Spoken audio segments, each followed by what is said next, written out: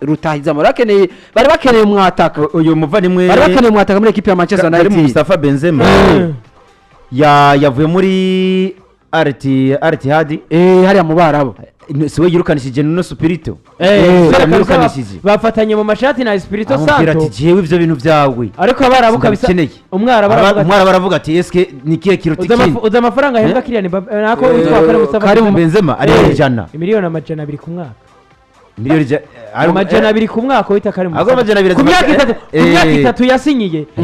bazomuha miliyoni amajana 6 ku myaka 3 twa Karim Mustafa dufate ko ari projet y'abano barabu w'ikiranka bano basaudiye inde projet zabo ziriko ziranka ahubwo ko tubona abakinyi bariko barabika uwitwa Mustafa Benzema Mustafa Benzema ubundi yanagiyemwo aza kwisanga uko yari yiteze football agiye kuba nakina ahubwo asanga uburyohe bwa hariya butandukanye cyane no mu rwego rwo kumugabane wa Burayi ugiye kuraba yaje kwigumura kwa Real de Madrid ugiye kuraba muvandimwe Florentino Perez avuga ati muvandimwe sindakuzibira ivyo twagushaka ko urabiduhaye sha kuri yungana natwe ugiye kuraba shampiyona yo mu Barabu iri hasi ugereranyije na shampiyona yo ngaha ku mugabane w'Uburayi babonye ko bariko barazivamo Seko Fofana yayivuyemo kabisa yavuze ati hariho n'abakinyi bateye banse ubusabe bw'amakipe yo mu Barabu akina match zibiri bivanye n'uko babona shampiyona yabo urwego iriko rero novuga ko nka Karim Mustafa Benzema n'umukinyi novuga ko yari karavyitwaramo neza muri equipe ya Real Madrid muri equipe y'Abarabu ntabwo ariko araza afitinga muri shampiyona y'Abarabu nko yari afitinze muri ku mugabane w'Uburaya yo bari choice nziza cyane kwa Erik ten Hag kuza no bita Karim Mustafa Benzema yo bari choice nziza kuko yo bari choice nziza kuko novuga ngo aracafite zaguvuza kunyinyurana ku mugabane wa Buraya Karim muri Premier League muri ntacaraba raba ni na sezo ya nyuma yakinye kwa Real Madrid ni sezo witwa Karim Mustafa Benzema yagiye kubirangwa n'imvune imvune zahana zagasakisaki uza gusanga witwa Mustafa Benzema atari karakoreshwa cyane mu match zigeze zinatandukanye kuko yazaga kina match zigera kuri 2 agaja sibatsine nka 3 ariko gihe cyose wamubona ndavuga witwa Karim Mustafa Benzema yaza kareponda preza muri equipe ya Real Madrid bitandukanye n'inguvu zikoreshwa kwa hariya ndavuga ku mwami ndavuga mu gihugu cy'Ubwongereza kuko nahantu hakoreshwa inguvu nyinshi imyaka afise nayo irikirana murega tuze kubona ko Karim Mustafa Benzema kuba yepoza kwa Man U canke nubundi ariko ararondera ndavuga aho yoza kuba gwirirana nawe kugira ngo hariya kwa equipe ya uburyo Karim Benzema kinamwo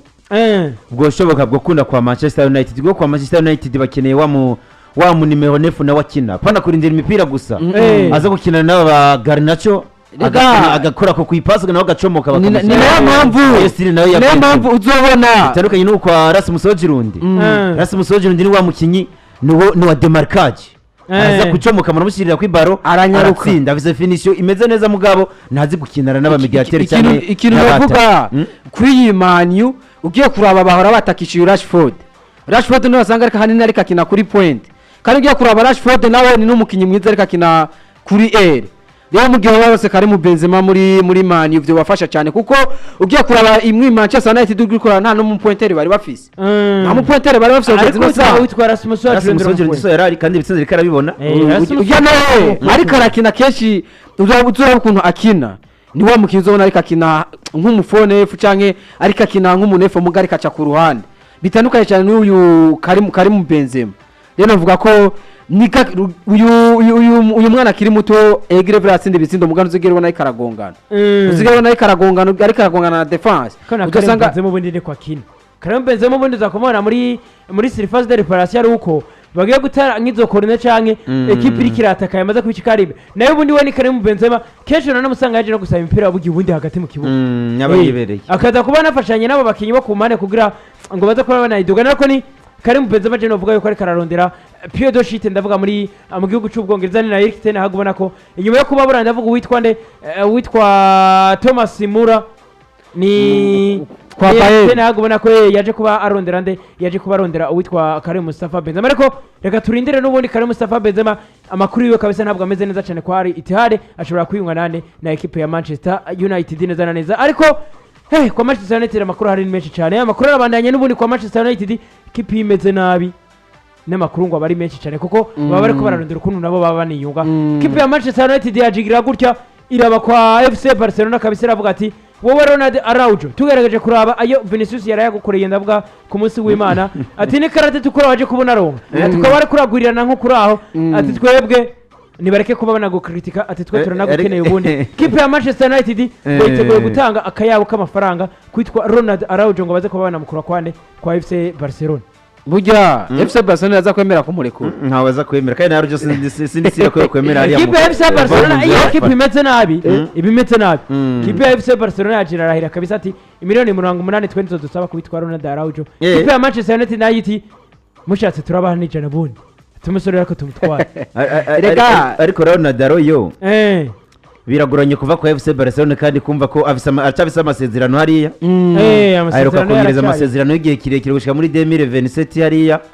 rero novuga ngo kuza kuva kwa FC Barcelona tukaba tuzi ari nabo mu defenseur novuga ngo basigaranye hariya muri defense yose ubundi no mu defenseur akaba ari na capitaine na capitaine agira kane hariya kwa FC Barcelona rero biraza kugorana ko agira gatatu nyuma y'utwanze nyuma y'ugira Ter Stegen muga igenda rya Araujo muri kwa Barcelona novuga ko abusanse be yoboneka ntabwo riko rirakunda je uko ndabibona muga muri Man U hoho ana muri Man U baharura muri defense kwa Manchester United ho bo bafise projet meze guteboza gukonfenga Ronaldo yo kubaza gutwara England Premier League ko muvandimwe wo mu Argentina Rafa Varane twababonye mu mwaka weze bari bameze neza nivyo bahuye n'ibibazo by'imvune amagwaya ntasi hari yaravunitse urumva ni Rafael Varane n'umukinyi ubona ko ari karangwa n'imvune muri equipe ya Man U muri Ajax ni na Rafael Varane ubona ko aravuga no muri equipe ya Real Madrid no kwa Bayern Munich ngaraza gusohoka ujikino novuga muri Man U nubundi biraza kubatwara ingufu nyinshi zugira barondera umu axial mu defense central ashobora kuba ahagarara neza muri equipe ya Man kandi uri kuraraba uyu Ten Hag ukaraba ukungene ari karondera umwataka agashondera n'aba defenseur central burya ugiye kuraba equipe ya Man U ni higwaye equipe ya Man U iragwaye ku mwataka iragwaye no ku ba defenseur central ugiye kuraba muri mediane abakinyi ba mediateur barabujuje mugu ugiye kuraba muri defense ni equipe ya Man U ubona neza yuko ifise ibibazo muri defense centrale kuko Varane uno munsi si wa mukinyi ariregiriye ari Magwaye yaravunitse ugiye kuraba muri defense ya Man U n'aba ba Alfbeck babo si ba Alfbeck ubona ko bama bariregiriye umwanya wari wese kugiye kuraba nk'uyu Marasya ukaraba uyu Lukshaw baranzwe n'imvunu n'umwaka ibintu biriko bikora kuri equipe yande kuri equipe ya Manchester United rero vuga mu gihe baba barakritse mu defense central mu axial mwiza nk'uyu Ronald Araujo kuva kwa Barcelona no vuga ko cyo bari kintu kiza kuri equipe ya Man U ndetse cyo bari n'ikintu kiza kuri mukocha Ten Hag kuko uri kuraba Ten Hag ugeze no mwanya n'umukocha ubona ko ari kare kashiramo ingufu nyinshi ugira yubake neza equipe ya Manchester United n'umukocha ubona ko ariko shiramo ingufu nyinshi kugira ngo yubake equipe ya Manchester United zikwa Ronald Araujo nyene berekeje amaso muri equipe ya Manchester United kuko biravuga yuko bari rondera n'uwitwa Mathis de Ligt kwa equipe ya Bayern Munich nyuma yuko equipe ngo ya Bayern Munich nzaniye uwitwa Eric Dyer mukandi equipe ikabirikira rondera abandi bagiye batandukanye mutima wa defense ndavuga nk'abitwa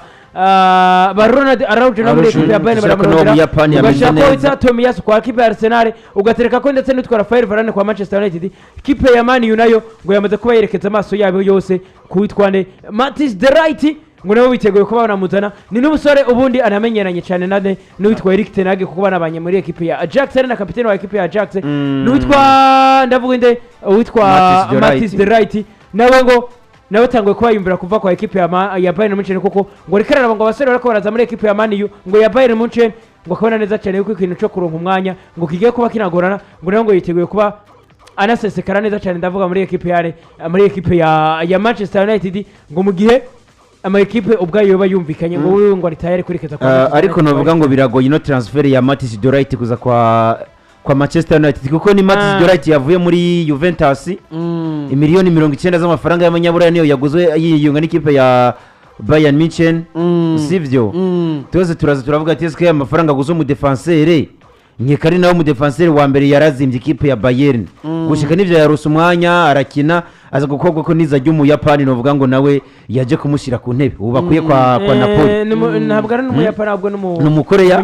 munyakore niyo yaje kumucarika Kim Min-jae yaravuye kwa Napoli ahejeje kubaha Scudetto ameze neza bahejeje gutsindwa ibitsindo bikeya muri defense yabo ya Napoli araza kwa Bayern de Munich ashika aprofita imvune yari igize Matis de Ligt abona gufatisha rero ndavuga kwa nivyo numumenyereza navuga Erik ten Hag bagiranye ibiviza muri Ajax d'Amsterdam yabaye na kapitene ariko kuza kudebloka amafaranga agera ku miliyoni nka 70 kuko ntibaza kwemera kumutanga ku mafaranga ari musi ya miliyoni 70 ikipe ya Bayern de Munich. Ugiye kuraba muga ekipe ya Man U kuzana De Ligt novuga ko cyo bari kintu ciza kuko ugiye kuraba faiblesse ya ekipe ya Man U iboneka hanini muri defense centrale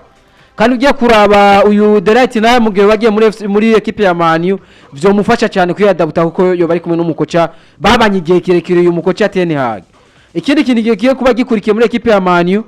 je mbona neza kuba bo bazanye De Ligt nivyo bishemeye ahubwo bamuzananye n'uyu Ronaldo Araujo ahubwo nivyo bari vyiza kuko ugiye kuraba De Ligt n'umukinyi novuga ko nawa première maracari muto deuxième vyo mwohera korora kwiyadabuta mwije ya yuyu mukocha Ten Hag rero novuga ko ni ikintu ciza kuri ekipe ya Man U kuko iri kiragerageza kurondera abakinyi ivanye naho ibona iri faible kuko ekipe ya Man U ni ekipe iri kiragaragaramwo faiblesse muri defense centrale ndetse no ku halfback rero novuga hamwe babarokise uyu De Ligt canke uyu Matis de Ligt timuga muri Bayern de Munich yoyo kumurekura biraza kugorana kuko bamuguza amahera menshi kandi baza komera kumurekura nabo batabona yuko bazanye undi mu defenseur nk'uyu Araujo bamukura muri FC Barcelona cyangwa ngundi mu defenseur wundi kuko nawe bamuharura ko ari mu gihe uyu mukoreya bavunitse canke uyu ndakina muri defense centrale ya Bayern de Munich biraza kuba byorohera uyu baraza kuba bafata plan ko wagokinisha inde uyu De Ligt rero vuga ko ni ekipe ya Man U ubona neza yuko yamaze kubihaguruka cyane kugira iskure abasore bari babyigenzamo neza muri defense centrale ku mugabane w'Uburayi muri defense centrale neza na neza